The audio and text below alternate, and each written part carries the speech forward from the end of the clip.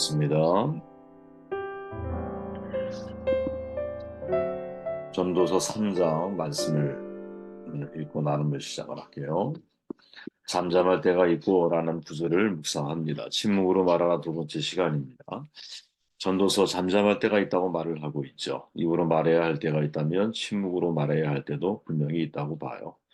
우리가 흔히 침묵을 말과 대립되는 영역으로 취급하기 쉽지만 본질적으로 다가가서 보면 침묵과 말은 둘이 아니라 존재의 드러남의 두 측면이다라고 제가 말씀을 드렸죠.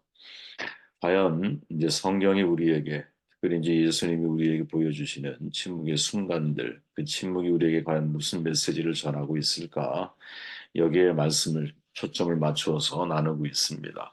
두 번째 시간이죠. 누가복음 18장에 보니까 이렇게 말을 해요. 어떤 관리가 물어 이르되 선한 선생이여 내가 무엇을 하여 영생을 얻으리이까 예수께서 이르시되 내가 어찌하여 나를 선하다 일컫느냐 하나님 한 분 외에는 선한 이가 없느니라. 이때 어떤 관리는 다른 복음서에 보면 부자 청년 관원으로 알려지죠. 그가 말합니다. 선한 선생님. 뭐 너무 좋은 말 아니에요, 그죠? 예수님에 대한 칭찬의 말입니다. 근데 예수님이 이렇게 답하시죠. 내가 어찌하여 나를 선하다 일컫느냐. 하나님 한 분 외에는 선한 이가 없다. 이렇게 정돈을 하세요. 선한 분은 오직 하나님뿐이라는 사실을 강조하고 있죠. 사실 이 얘기를 청년이 들었을 때 얼마나 입장이 머쓱해질까요? 그죠? 예수님은 이 청년의 칭찬에 대해서 침묵을 하고 계시는 거죠. 칭찬은 고래도 춤추게 한다라는 말이 있지만 예수님은 청년의 칭찬에 대한 반응은 조금 예상 밖입니다. 조금 냉정하게 말하자면 칭찬과 비난, 사실이 모두가 사실은 다른 사람의 평가라는 점에서 같은 거죠. 우리가 항상 이것을 염두에 두고 있어야 한다라는 거예요. 이런 평가 내가 하는 것이 아니라 남이 하는 거죠. 그죠? 그리고 이런 평가에 의해서 나의 행복이 결정되고 있다면 나의 행복이 다른 사람의 평가에 의해서 결정이 되는 거거든요. 그러니까 나의 행복을 위해 살아가는 것이 아니라 타인의 평가를 위해서 살아가는 인생으로 나도 모르게 전락되게 되어 있다라는 거죠. 그러니까 거꾸로 생각할 수 있어야 한다고 봐요, 저는. 타인의 비난, 칭찬일 수 있다. 타인의 칭찬, 비난일 수 있다. 이 양면성을 항상 생각하며 우리가 다른 사람의 칭찬에 대해서 반응을 할 때, 야, 내가 칭찬에 일희매할 사람이 아니구나. 그래서는 안 되는구나 하는 것을 깨닫게 되는 거죠. 과거 EBS에서 여러분 다 기억하실 거예요. 칭찬 스티커에 관한 실험을 다룬 다큐가 있었어요. 초등학교 2학년생들이었던 걸로 기억하는데 학생 10명이 독서실에서 100분 동안 책을 읽는 장면이 나와요. 아이들이 책을 잘 읽게 하기 위해서 책을 한 권씩 읽을 때마다 선생님이 칭찬 스티커를 붙여주는 거야. 그래서 보니까 평균적으로 19권을 읽었어요. 30권을 읽은 아이도 있었어. 근데 독서실에서 초등학교 이제 그 2학년 수준의 책이 150권, 그리고 유치원생 수준의 책이 150권 정도 책이 있었어요. 아이들이 어떤 책을 많이 읽었을까? 평균 두세 권 정도는 유치원생의 책을 읽었고, 책을 많은 읽은 아이들의 대부분이 유치원생용 책을 읽은 거예요. 이게 이제 칭찬 스티커의 효과인 거죠. 옛날에 우리 부모님들 사실 칭찬이 되게 인색했죠. 근데 요즘엔 정반대죠. 칭찬이 너무 범람하고 있어요. 칭찬, 그래도 춤추게 한다. 라고 말하면서 아침부터 저녁까지 칭찬을 하는 거야. 그래서 이제는 칭찬이 너무 과해서 탈이 나는 거죠. 다시 EBS사로 돌아가 보면 실험에 참가한 10명의 학생 중 2명은 다른 나라가 좀 달랐어요. 이 스티커에 전혀 관심을 보이지 않고 그냥 책만 보는 거야. 그것도 어떤 책을 읽는가 가만히 살펴봤더니 초등학교 2학년생이 읽기에는 조금 어렵다 싶은 책들이 있잖아요. 두 형제가 그 책을 읽고 있는 거야. 알아봤더니 집에서 부모님이 책을 읽는 거에 대해서 별로 칭찬을 하지 않는다 그래요. 그러니까 칭찬 스티커? 이건 집에 존재하지도 않아. 그러니까 칭찬 스티커를 받기 위해서 책을 읽는 게 아닌 거예요. 그냥 책이 좋은 거야. 처음에는 책 읽는 거 재미가 없을 수 있죠. 그러니까 책을 안 읽어. 근데 어쩌다가 내가 책을 읽게 되면 그 책 자체의 맛을 내가 느끼게 되잖아요. 거기까지 사실은 우리 아이들이 가야 되는데, 그러려면 외적인 동기, 즉, 칭찬 스티커를 줄 것이 아니라 내적인 동기, 즉, 책에 재미를 붙일 수 있도록 도와주는 것이 정말 중요한 문제인데, 이것이 실험으로 증명이 된 거죠. 그래서 아디대학교 총장을 역임했던 조영근 교수가 이런 말을 해요. 칭찬은 코끼리도 춤추게 하고 아이들을 움직인다. 그러나 칭찬을 잘하면 약이 되지만 잘못하면 독이 된다. 이 말이 눈에 확 들어왔습니다. 그죠? 독이 되는 칭찬이 있고 약이 되는 칭찬이 있구나. 그럼 어떤 게 독이 되고 어떤 게 약이 될까? 이걸 우리가 잘 기억할 필요가 있는데, 이제 이분이 이야기하는 것은 세 가지예요. 물론 뭐 결과적으로 네 가지인데, 첫째는 뭐냐면, 결과 위주로 칭찬하면 독이 된다. 과정에 대해서 칭찬을 해야 약이 됩니다. 이렇게 말하거든요. 그러니까 몇 권을 읽었는가를 두고 칭찬하면 아이들의 책수를 늘리려고 노력한다라는 거죠. 그 쉬운 책만 자꾸 보는 거야. 물론 쉬운 책도 보면 좋은데 나쁘다라는 게 아니라 자꾸 쉬운 쪽으로 간다라는 거죠. 왜 결과를 빨리 만들어내기 위해서. 그리고 정독을 하는 것이 아니라 건성으로 책장을 넘기는 것. 왜? 칭찬. 결과 위주로 칭찬하면 벌어지는 일들이라는 거죠. 내가 100점 맞아야 칭찬한다면 여러분 쉬운 과목만 수강할 거 아니겠어요? 어떻게든 내가 부조행위를 해서라도 100점을 받으려고 노력하지 않겠어요? 과정에 대한 칭찬이 생략되고 결과에 대한 칭찬만 하게 됐을 때는 이런 문제가 발생할 수 있다라는 거죠. 그죠? 그러니까 결과 위주의 칭찬은 외적 동기를 자꾸 자극을 해. 근데 과정 위주의 칭찬은 내적 동기를 자극한다라는 거예요. 바울의 말이 있잖아요. 스스로 속이지 말라. 하나님은 업신여김을 받지 아니하시나니 사람이 무엇으로 심든지 그대로 거두리라. 이때 업신여김을 받지 않는다라는 걸 옛날에 한글 개혁에서는 만우리 여김을 받지 않는다 이렇게 말하잖아요. 이때 만우리가 뭐냐? 되는 대로 소홀하게란 뜻이거든요. 다시 말하면 과정을 완전히 무시해 버린 거야.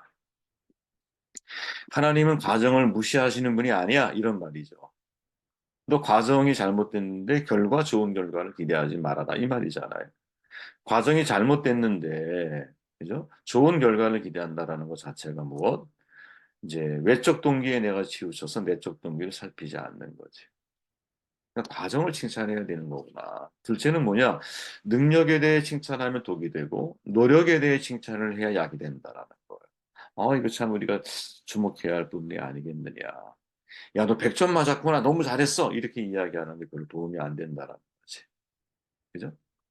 능력만을 칭찬하게 되면 내가 능력이 좋다라는 것을 계속 유지하고 싶어 하는 마음이기 때문에 어려운 일을 도전하다가 실패하는 건 대단히 두려워한다라는 거죠.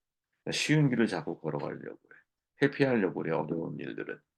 근데 정말 중요한 건 뭐냐? 능력보다 노력이 중요하다라는. 노력이 중요한 거야. 그죠? 그것을 우리가 말해줄 수 있겠느냐. 그죠? 이제 우리가 이제 사실은 이렇게 예를 들어 하버릇하든 뭐든 준비하는 과정 속에서 우리는 결과물을 분명히 만들어내려고 노력을 하거든요. 결과물을. 그런데 결과물은 잘 나올 수도 있고 잘 나오지 않을 수도 있어요. 그 중요한 건 뭐냐? 이제 프로세스 진행되는 과정을 대단히 주목해 줘야 한다는 거지. 과정을 내가 얼마나 성실하게 잘 준비했느냐. 단계를 얼마나 잘 검증하고 잘 실험했느냐. 잘 도전했느냐. 이 노력에 대해서 우리가 주목하고 그것을 칭찬해 줄 때 계속 끊임없는 동력을 얻는 거죠. 내가 왜 이 일을 계속해서 더 열심히 매진해 가야 하는지. 이런 칭찬의 기술이 우리에게 필요하구나 하는 생각을 해보게 되었어. 그럼 마지막 세 번째는 뭐냐? 남과 비교해서 칭찬하면 독이 되고, 자기 자신과 비교해 칭찬을 하면 약이 된다. 저도 굉장히 중요하게 여기는 건데요. 아이들을 볼 때, 너 자신과 경쟁하라는 말을 많이 해주거든요. 다른 사람과 경쟁하지 마. 너는 고유한 하나님 만드신 꽃작품인데, 너라고 하는 존재는 이 세상에 너 하나밖에 없는 거야. 그러니까 너 자신, 어제의 너와 오늘의 나와 경쟁을 해야 되는 거지. 또 오늘의 나, 내일의 나와 경쟁을 해야 하는 거예요. 항상 시각을 타인과 나를 비교할 것이 아니라 너 자신과 너를 비교해야 하는 것이, 나를 비교해야 하는 거야. 자기 발전을 이루어 가야 되는 것이죠. 이게 진짜 우리가 아이들에게 훈련시켜줘야 되는 문제가 아닌가. 이 세상은 끊임없이 어떻게 해요? 남과 비교하게 만들잖아요. 또래 문화의 불행이 그거 아니겠습니까? 아이들이 같은 또래끼리 공부하다 보면 다 경쟁자잖아. 그죠? 이게 또 사회라고 하는 것이 더 확장이 되면 이제는 모든 사람이 다 나의 경쟁자 의식을 가지고 살아갈 수밖에 없잖아요. 그죠? 어제 우리 성도의 교제를 나누면서 직장 생활의 어려움들 어떤 분이 이제 승훈 형제가 그런 얘기를 하더라고요. 이제 아내가 LG에 다니잖아요. 26년째 지금 근무하고 있다고 하는데 얘기를 나누다 보면 겉으로 봤을 때는 LG가 되게 훌륭하고 좋은 기업인데 얘기를 나누다 보면 악의 소굴처럼 느껴지더라는 거예요. 악의 소굴. 이 말을 여러분들이 무슨 말인지 다 이해하실 거예요. 그죠? 이 세상은 이 돈이라고 하는 것, 왜 기업이라고 하는 것은 이윤을 창출하기 위해서 만든 거니까 돈을 더 많은 이익을 남기기 위해서 이 조직이나 시스템 자체가 그렇게 세워져 가는 거죠. 사람들을 내가 투자한 것만큼 뽑아내야 되는 거잖아. 기업의 입장에서는. 그러니까 진짜 악의 소굴인 거예요. 악을 만들어내는 구조 속에 있는 거야, 그들은. 그러니 그 속에서 여러분, 다른 사람을 바라볼 때 내가 어떻게 동료 의식만 가지고 바라볼 수 있겠어요.